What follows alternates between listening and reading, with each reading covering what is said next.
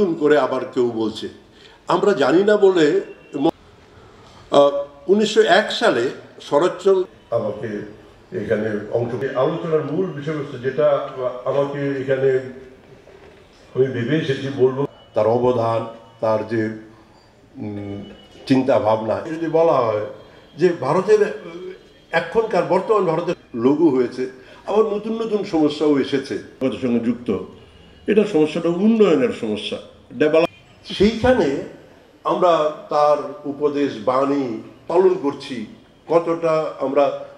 উদযাপন করে থেকে বই বেরোয় প্রত্যেক বছর বছর একটা করে হিউম্যান ডেভেলপমেন্ট রিপোর্ট এইচডি6-এর একটা রিপোর্টে আমি পড়েছিলাম একটা কথা বলা হয়েছে তাতে হিউম্যান ডেভেলপমেন্ট মানবিক উন্নয়ন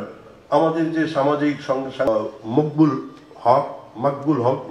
পাকিস্তানের একজন বড় অর্থনীতিবিদ হিউম্যান ডেভেলপমেন্টের ব্যাপারটা তারা সংজ্ঞা দিয়েছেন আমি খুব অভিভূত হয়েছি পরবর্তী সময়ে স্বামী